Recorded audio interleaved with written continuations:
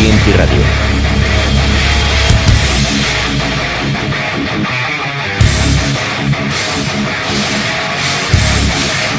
Tu radio en internet. From the shadowy depths of the Norwegian black metal scenes to the creation of his own dark and atmospheric soundscapes, Mortiis have carved out a unique and enduring place in the world of music. Known for his early work with Emperor and his pioneering solo career, he has continually evolved, shifting from dungeon synth origins to industrial and dark ambient territories. Now, as he returns with a brand new album, Mortiis once again pushes the boundaries of his sound while staying true to the haunting scene that defines his work. Today, we speak with him about this news release, his creative evolution, and what continues to inspire one of the most enigmatic figures in alternative music. Hi, Mortiis. How are you feeling today? Good. That was a nice intro. Thank you. You deserve that. And just to open up the conversation and give context, if you have to briefly summarize your evolution from Era 1 to Ghost of Europe, how would you describe this journey? That's not easy. I think in very short, I think it's been explorative in the sense that I've sort of continuously tried to come up with new ideas and just sort of evolve sounds and ideas, and not to sort of remain stagnant too long in the same place. I like to move forward with things. Mm-hmm. And speaking about the West of Europe, the cover of the album is striking and very cinematic. What story or concept were you trying to convey with it? Well, I mean, obviously, it's a collaborative thing between me and the artist that calls himself Nihil. His name is Jean-Baptiste. I sent him the music, and I said that while I was making it, I kind of started visualizing very sort of bleak, perhaps otherworldly landscapes, just these sort of places that aren't necessarily on Earth. I like the idea of something that is sort of beyond explanation. Like this could be on a different planet. This could be a million years ago. It could be a million years in the future. You never know. I like these open-ended mysteries, I guess, these days. And we placed my daughter in the middle of all of that, as this sort of human figure and all alone in this great, vast, strange world. It's, to me, it's just visually very pleasing, to get that. I get your imagination going, and it could be a million things. So that's good enough for me, Yeah, sure. It's very open, indeed. Yeah. Yeah. It could be anything. It's up to the individual to sort of interpret, where is this place? When was it? Has it happened yet, or did it happen a million years ago? It's I like those ideas. Yeah. And speaking about the collaborations in this album, the album includes numerous collaborations, but these collaborations more out of technical, professional necessity, to say so, or do they also reflect a personal and musical connection with each of the guest artists? It's always a musical connection. You can always make music on your own, and that's fine, but it's more. I just find it, at least on this record, I found it much more interesting to get in touch with a bunch of people that whose work I enjoy and that I respect, and to see what they could add to it. And again, not out of necessity, but more out of curiosity, and seeing where they could take it. And thankfully, they all contributed in great ways that, expanded on the songs. They expanded the music, and it took it to different levels. And the sort of the ring effect of that was that I got inspired again to try out additional layers to the music, and just keep sort of enhancing the music. Mm-hmm. Yeah, it's surprising the number of collaborations. And Yeah, that certainly ended up being more people than I had planned. yeah. Yeah, I was reading about that, and yeah, there's a lot, starting from voices to, yeah, with a yeah. lot of devices. Speaking about the use of effects and electronic devices, your music incorporates a wide range of effects, effects, tubular bells, vibraphone, etc. How do you decide which sounds to use, and how they influence your creative process? Well, actually, those sounds were added to one or two songs by Mikal. His name, I just know him as Mikal, and because he's my buddy, and he's one of the Mayhem crew, and he has a ton of his own projects. And I met him several times, and I've toured with him several times, and we've talked about music and everything. And then he started telling me about how he has his own studio in Poland, and he was showing me photos of all this gear that he was buying, and he was buying like tubular bells and all these like strange ethnical instruments. And I was like, dude, why don't I send you some of my music, and you can just do whatever you want on top of it, and we'll see what works. And he sent me back like, I don't know, 40 tracks. It was nuts. And of course, yeah, as I picked and chose, and I started editing and placing some of these sounds all over the place. Of course, I couldn't use all 40 tracks. That would be absolute madness. I guess he went crazy in the studio.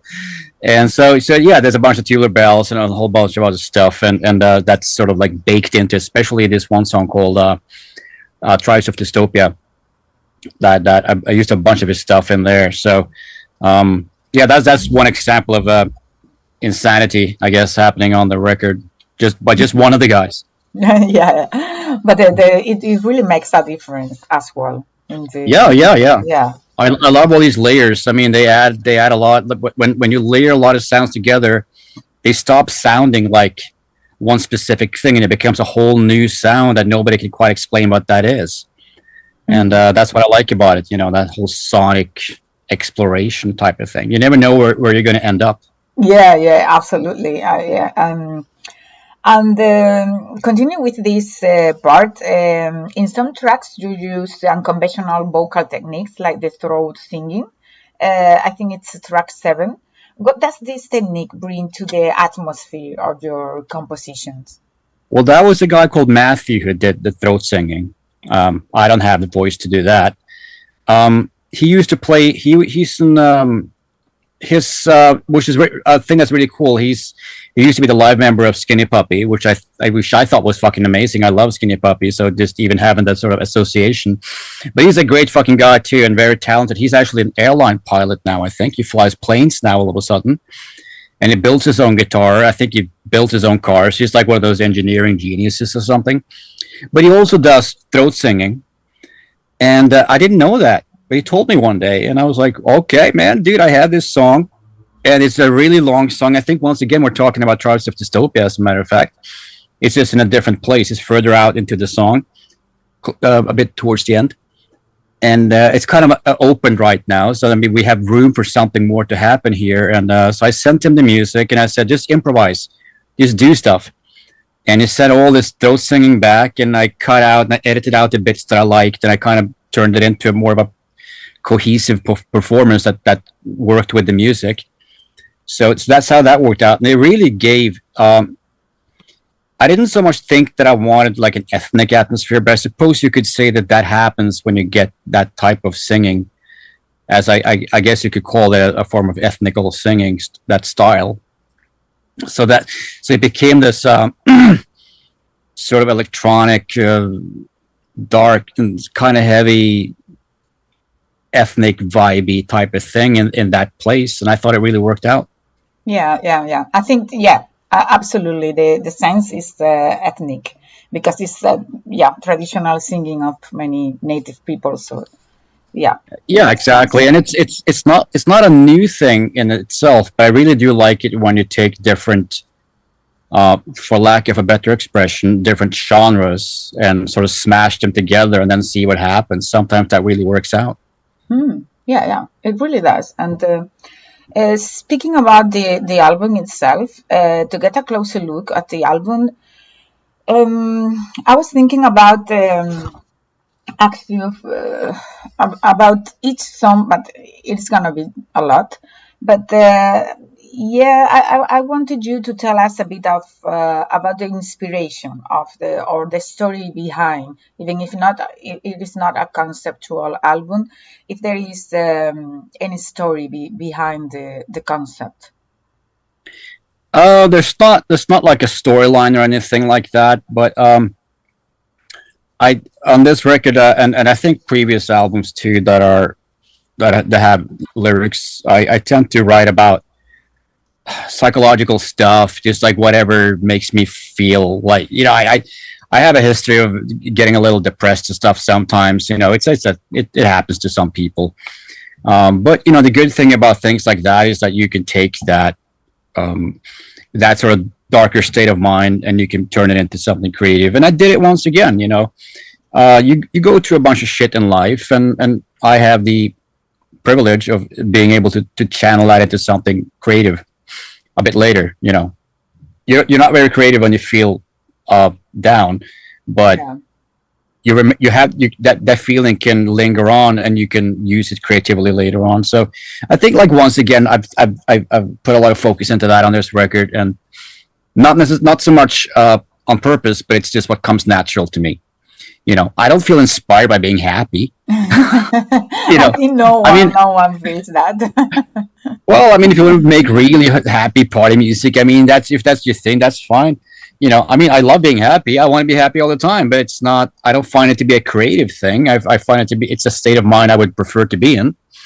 But it's not necessarily a very creative. I don't find a lot of ideas from being happy. I need to go to those darker places of the mind.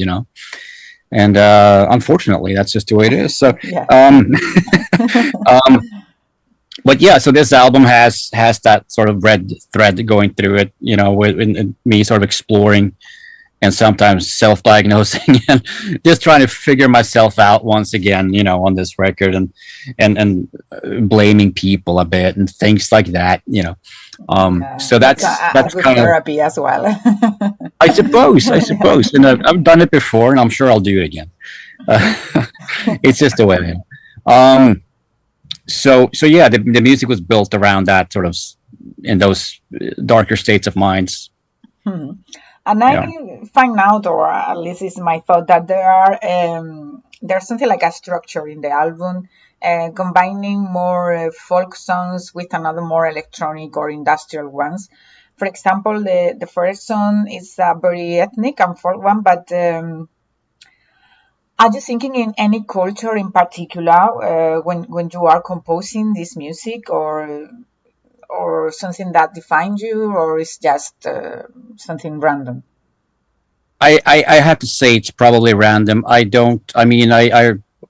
My wife is really interested in archaeology and cultures and things like that, and so I think it's fascinating. But when I make music, I don't really go down that road in terms of, like, I want this to have an African vibe, or I want this to sound like an Eastern European thing or something like that. If I draw ideas or sounds from ethnical areas, I don't really care where it's from. I only care that it works in the music. Mm-hmm. Maybe that's a culture clash. I don't know, but it doesn't matter to me. The only thing I care about is that the end result sounds great, and that I'm happy with the song, and I think sonically everything works together. Beyond that, it doesn't matter to me where it comes from. Yeah. As long as it sounds good, that's all I care about. And even it's better because it sounds more universal for everyone. So maybe it's more useful to interconnect people, maybe. Yeah. Maybe some people would think that way. Yeah, that's a great way to look at it. Mm-hmm. Absolutely. And the second song in the same line with native chants, but I sometimes thought maybe there could be Sami chants, although I think no. But actually, watching the first video the video of the song. The landscape refers to the tundra or to northern Europe, so maybe there's a connection with the Sami culture, or just the landscape, or the landscape refers just to emotion. The landscape serves more as just to set create a vibe that I personally feel fits the music. And it also fits the cover artwork and everything. So I wanted to tie those things together. I never really cared too much about, whether it's going to give you the vibe of this area, that area. I just wanted to look right and feel right. I mean, beyond that, it doesn't matter where it is. It's sort of the same thing as we just talked about the sounds. It doesn't matter where I get the sounds from, as long as everything works together as a whole piece. We recorded or filmed that. There's going to be a second part to this video, which is going to be out in a few weeks. They were both filmed on Iceland, in various areas of Iceland, like out on the sort of tundras and in the mountain areas and the Black Beach and things like that. And really, really nice. It's a fantastic place, Iceland, if you want to go and really experience some cool nature. Yeah. It's an awesome place, and so that was the second time there. So I already knew from experience that this place is incredible visually. It's a fantastic place. It's kind of expensive in Iceland, but it doesn't matter. I mean, it's worth the price to just experience it. But once again, it's all about the visuals and not so much the geographical location. It's not important. It's just, does it look right? Yes. Okay, then it's good. Yeah. Although the Icelandic landscape is very connected to emotions in a general sense. Yeah. Oh yeah, I absolutely. I mean, I certainly felt a lot when I was there. I was like, this place is incredible. Yeah. So we reached to songs number 3 and 4, which are more super electronic and industrial, and especially number 3, the faith that fades away. And because I think that's, you could read to me, more personal atmosphere. Actually, it's maybe my favorite song of the album, because it's dark and maybe gothic, very revealing. That's verse, leave me with my sins, leave me with my thoughts. I love it. Yeah, that was those lyrics are very naked and raw. I remember I came up with a lot of them. Some experience I had around some people where I just felt you're around people, but you still feel completely alone. And I remember I've had these experiences where, like, it feels like the world doesn't want you around. So you kind of feel like, well, you just want to shut everything out and just leave me alone. Fuck you. Just leave me be. Clearly you don't want me around, and I don't want you, so it's that conflicting kind of thing, but that inspired those lyrics. Yeah, it's great. And the fourth one, Violent Silence, is super electronic and industrial, and it reminds me to the German band Kraftwerk in any sense. But wow. Yeah, I knew that band through Rammstein, maybe because they made a cover of Das Model, and it's very electronic, very German industrial sense. Yeah, I never thought about that. When I made that song, I can't remember exactly how it started as a very different song, and it became more and more, as you say, electronic as I just kept adding things to it. I mean, Kraftwerk, that's an incredible compliment. I never thought about that. I mean, but of course, I love Kraftwerk. I mean, you have to. If you like synthesizers, you have to fucking like Kraftwerk. Otherwise, you're weird. There's something wrong with you if you don't do that.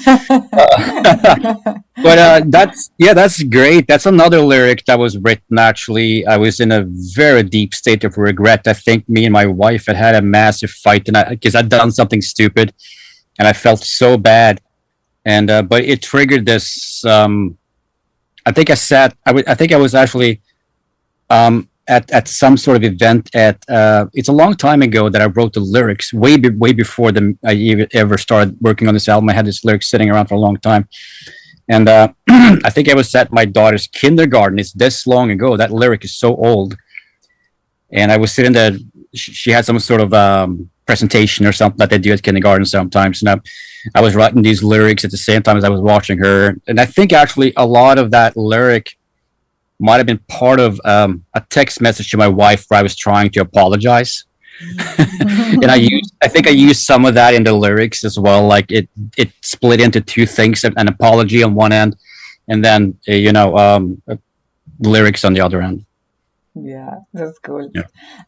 Okay, and then we got the return to the song's path, more epic, more ethnic, but more electronic as well. It's like evolving.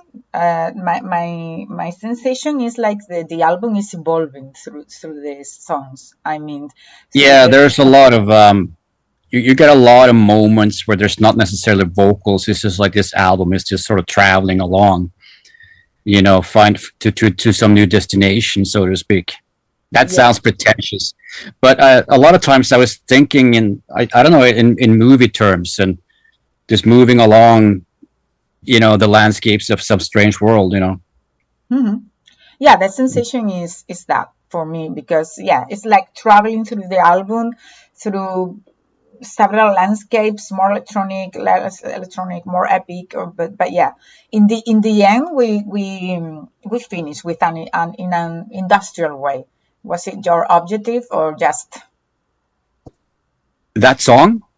Yeah, in the end, the last one, yes, because you had maybe two choices: ending as you started, or no.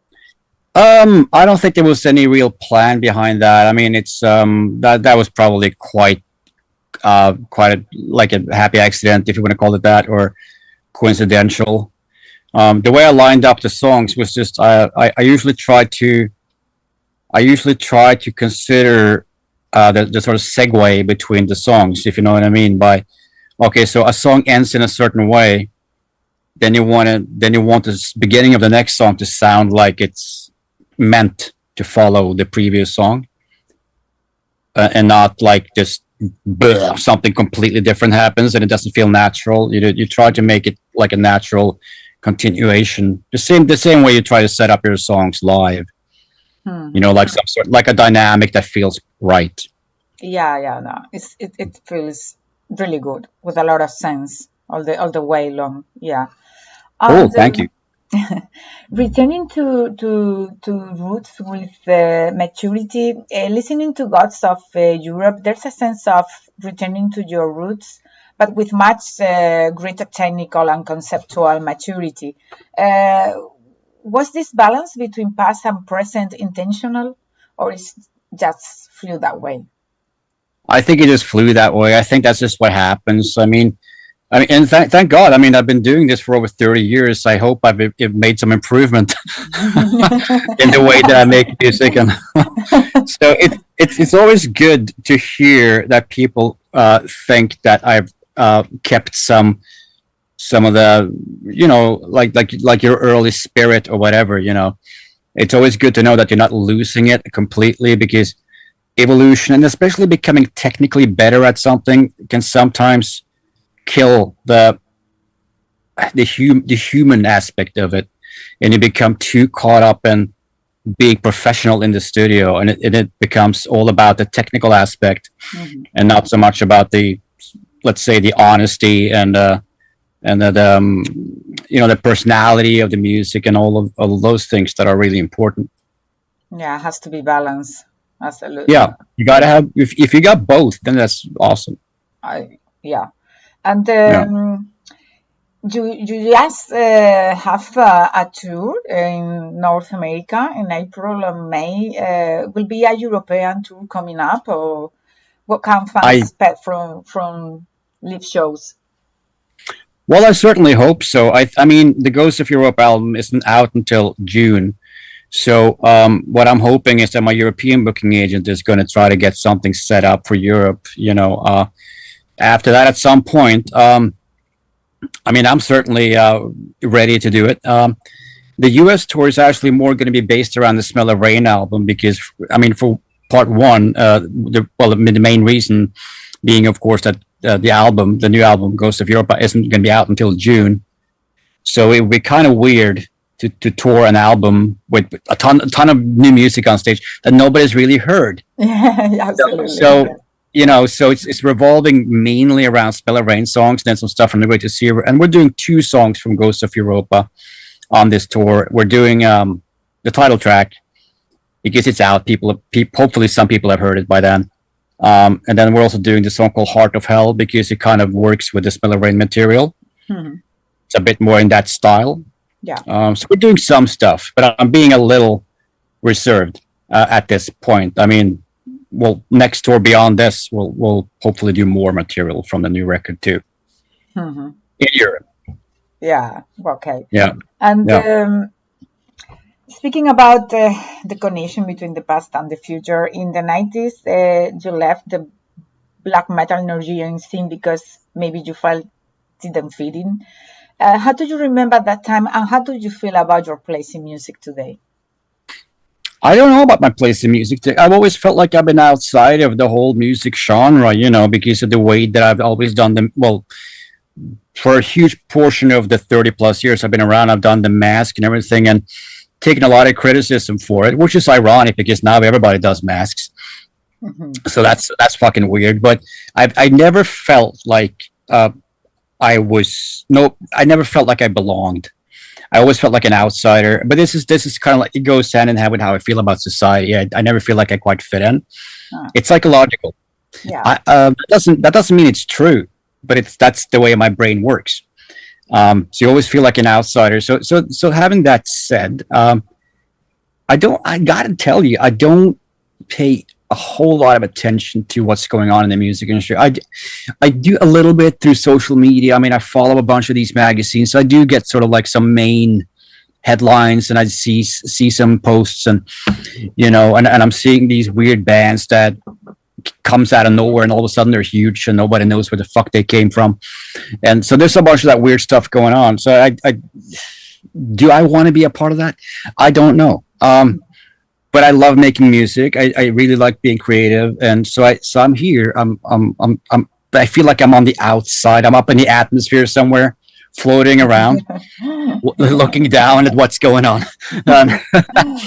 So I suppose I'm part of it, but I don't know. I'm somewhere on the out. I'm just outside the house walls, lurking around. I forgot the other part of the question, but that's the way I feel. No, it was just feeling your place in the music today. But I think it's fair enough. If you are looking outside from the outside or rotating around, or the thing is you got your position and you feel comfortable. I got my position. It's sort of like it's a bit outside, but I'm here. It's just a question because sometimes maybe you need to define yourself, or I don't know. Yeah. It's just a matter of your perspective. Yeah. Well, thank you so much for taking the time to share these insights, and absolutely, it's fascinating to explore the worlds you create through music, and can wait to listen to more, to you to release more of your videos and your tour, your European tour. It will be a pleasure to attend your shows. Great. I'll see you then. Okay. Thank you very much. All right. Thank you. All right. Bye. Bye-bye.